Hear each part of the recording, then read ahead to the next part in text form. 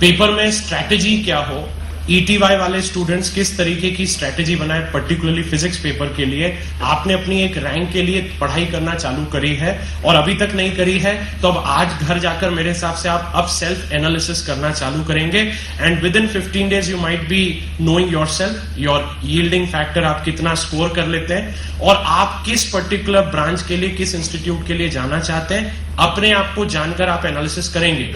और अब आप जानना चाहेंगे कि आखिर फिजिक्स में कौन से चैप्टर्स को किस ऑर्डर में पढ़ा जाए, किन को स्ट्रॉन्ग बनाया जाए।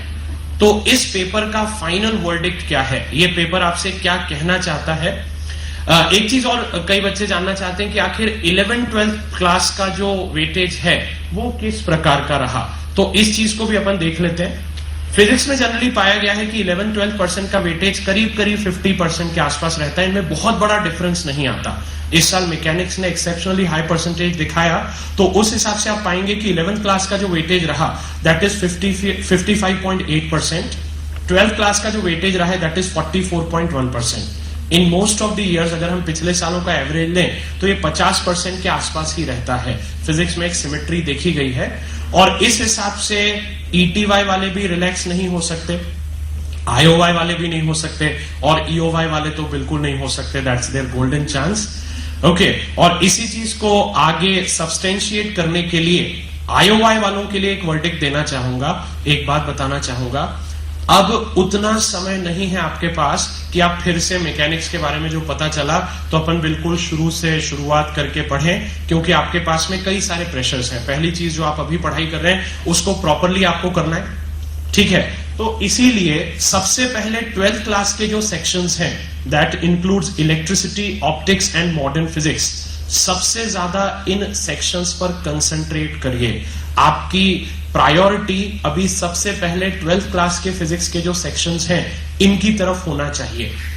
आप और कुछ ना सोचें, अभी सबसे पहले इनमें सब्सटेंशिएट होने की कोशिश करें, स्ट्रांग होने की कोशिश करें, तब जाकर आपका एक प्रॉपर प्लेटफॉर्म बन पाएगा, आप वहां पर अपनी फाइट लड़ पाओगे। और इन तीनों का ही अगर हम जोड़ कर दें, एक बार बैक वापस से जाना चाहूंगा, एक और पीछे लीजिए, आप इन्हीं चीजों को अगर एडअप कर दें तो electricity, magnetism, modern physics and optics, ठीक है, इन तीनों सेक्शंस को अगर आप जोड़ लेते हैं तो ये आराम से आपका करीब 50% के आसपास पहुंच रहा है। और अभी अभी आपने नोटिस किया था कि अगर आप 50% के आसपास स्कोर करते हैं तो आपकी 1800 के आसपास रैंक आती है। तो केवल अगर आप 12th, मैं यहां पर फिर से एक चीज बोलना चाहूंगा, प्लीज ये कंक्लूजन नहीं निकालें कि फिजिक्स के पेपर के थ्रू 1800 रैंक आ जाएगी। आपको केमिस्ट्री और मैथ्स के बारे में सर लोग आगे बताने वाले हैं।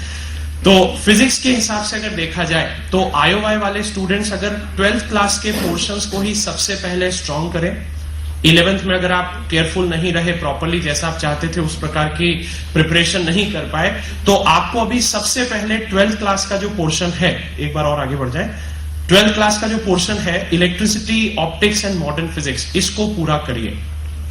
इसके बाद में if you really want to score high, you want to cross 70% barrier, आप उसके बियॉन्ड जाना चाहते हैं, तो अब आपकी स्ट्रैटेजी क्या होना चाहिए वो बोलना चाहूंगा। 11th क्लास की यूनिट्स जो हैं, GPM, heat, mechanics, waves and oscillation, इनमें से कोई भी 2 यूनिट लीजिए एक्सेप्ट मैकेनिक्स, क्योंकि मैकेनिक्स इटसेल्फ 2 यूनिट से भी बड़ा है।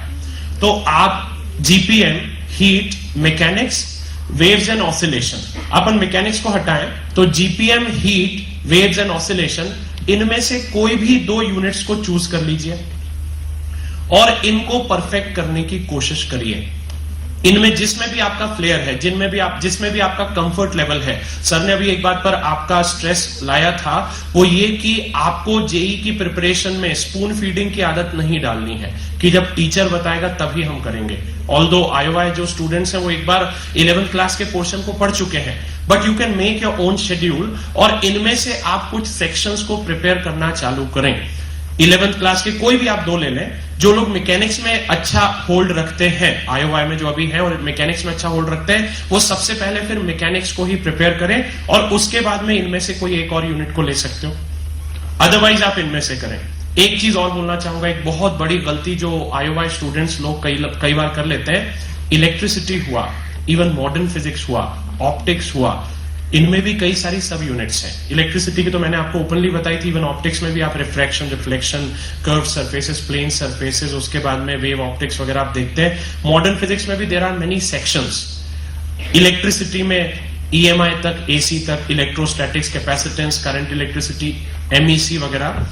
किसी भी बीच के चैप्टर को मत छोड़िए, किसी भी बीच के चैप्टर को मत छोड़िए, ये किलिंग हो सकता है आपकी। अगर आपने इलेक्ट्रिसिटी का जो वेटेज देखा था अभी 20.8% के आसपास था, अगर आप बीच की एक भी यूनिट को छोड़ रहे हैं, एक सेक्शन को छोड़ रहे हैं, तो आप ये मत सोचिए कि आप केवल 4-5% अपना कम कर लेंगे। नहीं, हो सकता है आपको इस सेक्शन में से कुछ भी हाथ न लगे, हो सकता है वो कॉम्प्रहेंशन में क्वेश्चन आ जाए और उसमें कैपेसिटेंस का कुछ लेना देना है, आपने कैपेसिटेंस को छोड़ रखा है, आपने इलेक्ट्रोस्टैटिक्स पढ़ा, उसके बाद में करंट से आपने रीजॉइन किया, आपने AC तक कर लिया, बट आपका कैपेसिटेंस सेक्शन वीक है।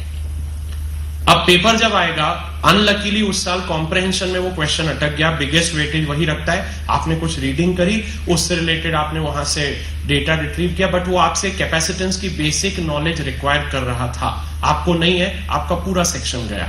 आपकी इलेक्ट्रिसिटी के साथ वाले भी जो सपोर्टिव चैप्टर्स थे वो भी आपकी कोई मदद नहीं कर पाई, you gone.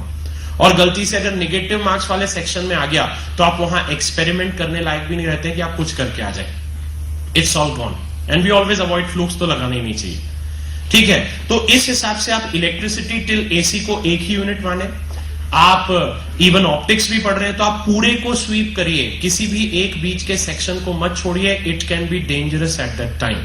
Similarly modern physics पूरे को एक साथ करिए। सो फाइनल वर्डिक्ट जो IOI का आता है वो ये आता है, electricity, optics, modern physics your first goal. सबसे पहले ये अचीव करना ही पड़ेगा, इसके पहले कुछ और मत सोचिए। साथ में आप कोई भी 2 यूनिट्स सेकेंड सेक्शन में जो लिखा हुआ है, इनमें से कोई भी 2 यूनिट्स एक्सेप्ट मैकेनिक्स, अगर आप मैकेनिक्स ले रहे हैं तो आप अकेले मैकेनिक्स के थ्रू एंटर कर सकते हैं और फिर इसी ऑर्डर में आगे बढ़ते जाएं। पर कम से कम आपको इतना करना पड़ेगा, यहां पर आपकी 1000 के अंदर रैंक इंश्योर हो जाती है, जैसे आप सेकंड पॉइंट को अचीव कर लेते हो जाती है। पर again conditions apply. Third point, अगर आपने सेक्शंस को सिलेक्टिवली पढ़ा, यूनिट्स को सिलेक्टिवली पढ़ा, यू विल बी नोवेयर, आप कहीं पर भी नहीं होंगे। So that is my verdict for IOI batch. हम अगली बैच की तरफ जाना चाहेंगे, EOI वाले स्टूडेंट्स। EOI वाले इस एग्जाम को एक बार दे चुके हैं, वो पूरा वेटेज भी अभी मेरे सामने देख चुके हैं, they know each and everything about IIT paper pattern particularly, और एक उस एनवायरमेंट में भी जा चुके हैं तो सारी चीजें पता है। फिजिक्स में जो सबसे इंपॉर्टेंट चीजें हैं 2 यूनिट्स की अगर हम बात करें, they are mechanics and electricity. सबसे पहले EOI स्टूडेंट्स को इन 2 यूनिट्स पर स्ट्रेस देना चाहिए। मैकेनिक्स को पूरा स्वीप करिए, इलेक्ट्रिसिटी को भी पूरा स्वीप करिए, biggest weightage on this side. अभी अगर आपका मैकेनिक्स चल रहा है, carry on with it, try to concentrate, किसी भी चीज को छोड़िए नहीं। क्लास में जो लेक्चर्स हो रहे हैं उनको मिस मत करिए। हो सकता है आपको सर्कुलर मोशन बहुत अच्छा आता है, पर मिस मत करिए। आप इवन अपना शीट का कुछ वर्क करिए, but please attend the classes, something might be there जो शायद एग्जाम में आने वाली है, कोई हिंट आपको मिलने वाली है, that is very important. So mechanics और इलेक्ट्रिसिटी को फर्स्ट गोल बनाइए। इसके बाद में बाकी जो यूनिट्स हैं इनको वन आफ्टर दी अदर, अगर अपन एक जनरल ट्रेंड देखें, ये ऑर्डर काफी अच्छा बैठता है, हीट की जाए, फिर modern physics, GPM, optics, waves and oscillation. Heat सबसे पहले इसलिए रखा, it's a simple chapter with lot many concepts, और डायरेक्ट प्रॉब्लम आता है जनरली जेई में, जिसमें ज्यादा हाइब्रिडिंग भी नहीं होती है, इधर उधर से मिक्सिंग नहीं होती है, कोर हीट का प्रॉब्लम आता है, और इसको प्रिपेयर करने में टाइम ज्यादा नहीं लगता और कॉन्फिडेंस काफी अच्छा होता है। इसके बाद में modern physics, again chapter of similar kind, कुछ रूटीन फॉर्मेट है, उसी हिसाब से प्रॉब्लम्स बनते हैं। GPM थोड़ी प्रैक्टिस करके आप इसमें भी प्रॉपरली कर सकते हैं। ऑप्टिक्स, वेव्स, ऑसिलेशन, ये ऑर्डर अगर आप EOI वाले स्टूडेंट्स लगाकर रखेंगे तो विद दिसंबर आप ये पूरे पोर्शन को कवर अप कर लेंगे। But your main goal should be electricity and mechanics, आपका फुली स्ट्रांग होना चाहिए। यहां पर भी वही बात दोहराना चाहूंगा, किसी भी यूनिट को पार्शियली ना करें। मैंने कई बार नोटिस किया है EOI वाले स्टूडेंट्स, वो कहते हैं वर्क एनर्जी पावर हमारा थोड़ा मजेदार वाला चैप्टर नहीं, we are not happy with it. So आपने उसको सरफेस लेवल पर ही किया, बाकी आपने मैकेनिक्स स्ट्रांग कर ली। It can be killing as it was this year. जिन लोगों का वो सेक्शन वीक रहा होगा, जिन लोगों की कोलिजन थियरी एनर्जी के कॉन्सेप्ट में गड़बड़ रही होगी, उनको इस साल सफर करना पड़ा। ईओवाई बैच वालों से बात कर रहा हूं, तो ऐसी गलती ना करें। आपका पूरा का पूरा मैकेनिक्स एक लेवल पर होना चाहिए। मैं कई बार बोलता हूं कि भाई चैप्टर्स को ऐसे पढ़ो कि आपको उसमें सब कुछ आना चाहिए। इसका मतलब ये बिल्कुल नहीं है कि आप सिलेक्टिवली पढ़ें। आप अगर मैकेनिक्स को स्वीप कर रहे हैं तो कंप्लीटली करिए, उसमें किसी भी बीच में चीजों को छोड़िए नहीं। Don't leave any stone unturned, it can be dangerous in the due course of time. Okay, so ये वाला मेरा वर्डिक्ट था ईओवाई वाले स्टूडेंट्स के लिए। प्लीज नेक्स्ट वन, ईटीवाई स्टूडेंट्स की बात करते हैं। अभी आप सबने सुना, ईटीवाई वाले थोड़े प्रॉपर अभी सोच रहे होंगे कि क्या किया जाए मैकेनिक्स में। मैकेनिक्स का इतना ज्यादा वेटेज है और अभी सबसे ज्यादा जो डराता है पोर्शन वो मैकेनिक्स ही होता है। सबसे पहले आप उसी सेक्शन को पढ़ रहे हैं, आप खुद देख सकते हैं the weightage is immense and it's not going to change. सबसे ज्यादा स्ट्रेस दीजिए मैकेनिक्स को, और मैकेनिक्स को आपको JEE level, even Olympiad level को क्रॉस कर जाना है। आपको मैकेनिक्स को इतना तगड़ा करना पड़ेगा। जेई में जब आप एंटर करते हैं तो फिजिक्स में जो सबसे बड़ा कॉन्फिडेंस बोलता है वो बोलता है मैकेनिक्स का, देन इलेक्ट्रिसिटी का, और उसी ऑर्डर में जो मैंने अभी आपको पहले बताया। तो ईटीवाई वाले स्टूडेंट से तो मैं बोलूंगा with compulsion you have to master mechanics this year only, क्योंकि आईओवाई में आपको टाइम नहीं मिलने वाला। अभी मैंने सबसे पहले वर्डिक्ट इसीलिए आईओवाई स्टूडेंट्स के लिए दिया कि ईटीवाई वाले भी ध्यान दें। मैंने उनको बोला कि आप मैकेनिक्स नहीं पढ़ सकते हो, टाइम नहीं मिलेगा आपको। आपके पास स्कूल का प्रेशर होगा, योर बोर्ड एग्जाम, उसके बाद में आपका 12th का ही सिलेबस काफी अच्छा है। आप मैथ्स में काफी इंटरेस्टिंग टॉपिक्स पढ़ते हैं, केमिस्ट्री में बहुत आ जाता है, प्रैक्टिकल का प्रेशर, बहुत सारी activity last year of your school. So इस हिसाब से आप 12th क्लास में केवल मैकेनिक्स का रिवीजन कर सकते हैं। अगर आपको एक लेवल तक आता है आप उसको और हायर लेवल तक ले जा सकते हैं, बट आप कभी भी उस पोर्शन को आईओवाई लेवल पर पूरा प्रिपेयर नहीं कर पाएंगे। अगर करने की कोशिश करेंगे तो आप 12th के किसी सेक्शन से हाथ धो बैठेंगे। तो इसीलिए ईटीवाई वाले स्टूडेंट्स दे शुड एम कि मैकेनिक्स वाला जो सेक्शन है अभी कंप्लीट किया जाए। 12th में आप किसी भी कीमत पे इसको नहीं कर पाएंगे। अभी सब कुछ छोड़ दो, मैकेनिक्स जो आपका चल रहा है दो तरफ से चल रहा है। एक तरफ से आप motion in 1D 2D NLM वगैरह, और दूसरी तरफ से अभी स्टार्ट हो चुका है आपका centre of mass, conservation of linear momentum, आगे रोटेशन वगैरह। तो इस तरीके से try to cope up with it, don't miss even the single classes. आपको आगे रूल्स बताए जाएंगे, उसमें ये सारी चीजें बताई जाने वाली है, बट बी वेरी सीरियस।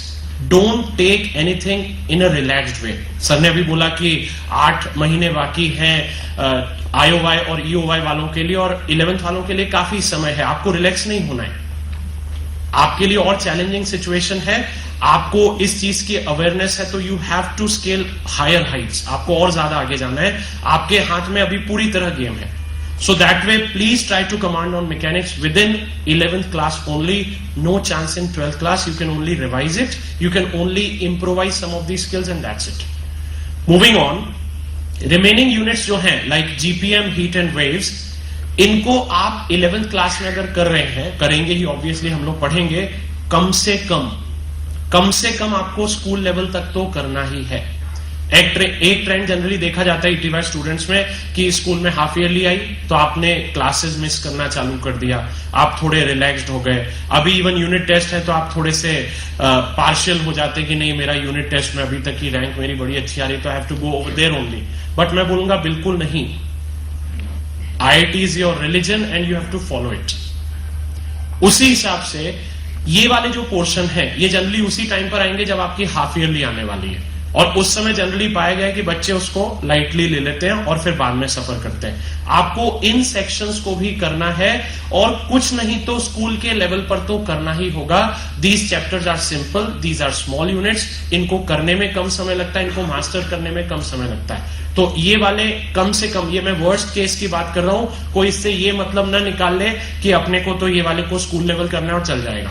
आप जितना ज्यादा करेंगे आपको उतना आगे आनंद मिलने वाला है। So that way okay, minimum GPM, heat and waves at least up to school level. एक चीज और, ईटीवाई में जब हम होते हैं हमारे ऊपर लोड नहीं होता। आईओवाई वालों से पूछो, ईओवाई वालों से पूछो, होता है कि नहीं, है ना? काफी ज्यादा 11th का भी रिवाइज करना है, 12th का भी पढ़ना है, स्कूल भी है, सब कुछ, बहुत सारे प्रेशर आ जाते हैं। ईटीवाई में हम काफी इनिशियल डेज में रिलैक्स्ड होते हैं, और इस समय एक बड़ी गलती ये कर लेते हैं कि फिजिक्स की कुल कितनी किताबें आती हैं? कितनी लिखी गई हैं आज तक, ठीक है, let me make a library in my home. Okay, maths में कितनी बुक्स आती हैं, कौन कौन से राइटर्स हैं। ओके, कई बार आप हम लोगों के पास आकर बुक्स की लिस्ट बनवाते हो एंड घर पे बढ़िया सी लाइब्रेरी बना ली, सारे राइटर्स सब अरिहंत जितना आता है, इवन फॉरेन राइटर्स, रेशनी खेलिडे, सब कुछ है आपके पास, ठीक है। मैं यहां पर एक चीज बोलना चाहूंगा, कभी भी मल्टीपल मटेरियल्स पर बिलीव मत करिए, इट्स वेरी डेंजरस।